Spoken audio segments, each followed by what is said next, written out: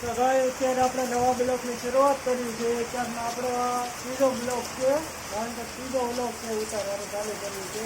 તો ભાઈ જો અત્યારમાં આપણે બસર બ્લોક સમજી પૂરો ફૂલ મોટે દરિયા પડે છે, જોઈ લેજો. અત્યારે છે ને આપણે ના તેના કમ્પ્લેટ થઈ ગયા, કારણ કે થોડું ઘણું ખેતરમાં કામ પણ કર્યું હતું.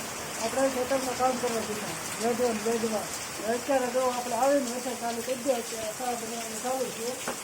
જો શા બનાવતી નારિયેળ સસ કરે, જો આખી દાંત કાઢતી જાય.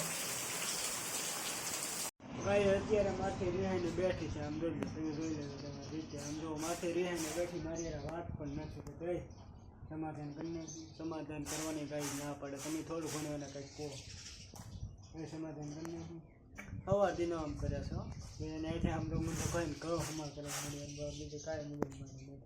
જો અહીંથી કહો હમા કરે એથી જો કાંઈ સમાધાન જ નહીં. ભાઈ અત્યારે છે ને પહેલાં છે ને હમા કરે છે અને દળનું કરવાનું છે, કારણ કે દળનું તો કરવું પડે, એના માટે ઘઉં સારા કરે છે અને ઘઉં સારા કરવાના છે. આપણે ઘરની ગણતરી છે, તો વાંધો નહીં છે. લાઈટ તો એવી જ રીતે આવશે ત્યારે ચાલુ કરી દેવાની છે. કેવી રીતે કાકરા બાકરા વીણે છે ને વીણે રાખે છે, તો કૂપડે કરી સારે અને ગાય ઘરની અંદર કાકરા વીણે છે અને ખડ પણ આવે, પૂતરા પણ આવે. તો ગાય પૂતરા અને પૂતરા પણ આવે, સાફ કરવું પડે. અમુક જાતના કાકરા હોય, કાકરા કાઢવા પડે, તો કાઢવું જ પડે.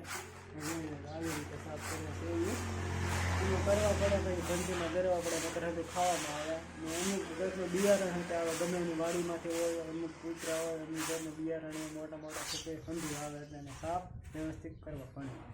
અત્યારે આપણે ગામ નીકળી દીધું છે અને આ પોદરા ભેગું કર્યું છે. હવે આપણે ફગાવા જવાનું જોઈએ. આ એક ગા છે અને આ વાસળી વાસળી જોઈ લેજો. વાસળી છે આપણે નીકળી દીધું. આમાં અત્યારે આપણે તાસ પેલા ગૌ માતાની સેવા તો કરવી જ પડે. હાલો ગાઈસ, કેમ છો? તો આપણે અત્યારે જવાનું છે નેદવા. એ પાછું શેમાં ખબર છે તમને? એ પાછું રીંગણીમાં ને સોરીમાં. ભાઈ આપણી રીંગણી છે, બકાલું છે. અત્યારે શું કહેવાય, કિશોરા અંદર ગવાર અને વાવેલું છે. આ અમે ઠઠોલા ખૂણા ઉપર સોરી નેદવા જવાનું છે. સારું છે અત્યારે હું મારા મમ્મી અને સાગર અને મેચી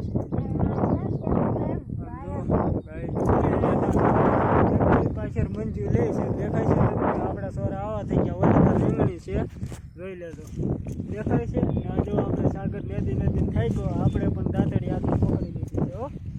પછી નેદવા તો આવવું જ પડે. હાલો ભાઈ, અત્યારે આપણે કેરીઓ ઉતારવા જવાનું છે, કારણ કે આ વરસાદનું કાંઈ નક્કી નથી હોતું, એટલે કેરીઓ ઉતારવા જવાનું છે. તો હાલો આપણે કેરીઓ ઉતારવા જઈએ છીએ.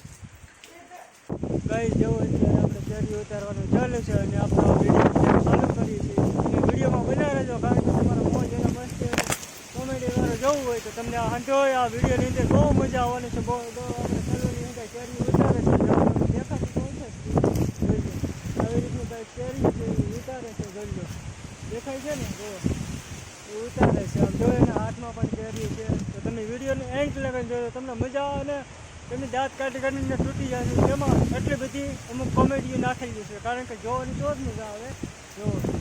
જો આમ જો અંદર કેવી રીતે ગળીને કેરી ઉતારે છે, જોઈ લો. જોયો ને હંધું ફાવી ગયું છે, જોઈ લો. બહુ આંબા અત્યારે ખાસ આવ્યા. ઓ ગાઈ જાને બાકી દહકોશ છે. જો હંધાઈ ને જો કેરીઓ લઈ લઈને કેમ જાય છે હંધાઈ.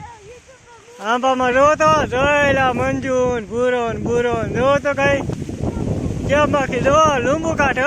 લીંબુ ખા તું ખાઈ લે પેલા પ્રથમમાં. હંધાઈને મોજ આવે. એક થેલીમાં કેરીઓ કરે છે, તમને પડખેલીને દેખાડું. જોઈ લે તો આ ભૂરીઓ ને બાડીઓ ને આપણે હંધાય છે અહીંયા. હંધાય એટલે વાડીમાં હંધાય કામ કરવા રાખવા પડે ને બાડીઓને. જો કેરીયું જો જેને ખાવી હોય એ આવી જજો. જો જઈ લે સામે આવી કેરીઓ. બાકી જો આમ હરખેથી જો આમ લે એટલા બધા આંબા રાખ્યા તમે હંધાય, સારા કહેવાય. જો ભાઈ એના માથા ઉપર ચડાવી ગયો. જો બાસ્કુલીને નાખવા રહેશે ઘરે. બે જણા ચડાવે રહી લે વયું જો પાછી તો વયું જો તારા ભાઈ વયું જો કેવું તમને લાગ્યું જો ગાય અંદર કેરીઓ ખાય છે અંદર કેરીઓ ઉતારે છે કલુ છે ઓલો બાડીઓ છે આવ્યા ભાવ કનો ભૂરિયો અંદર કેરીઓ ઉતારે છે કેરી ઉતારે છે મારા બાડીઓ તમને બતાવશે હાલ બાડિયા તોડ એક કેરી જો આવડી તોડ છે અને તમને મજા આવે તો લાઈક અને શેર અને સબસ્ક્રાઇબ કરી દેજો.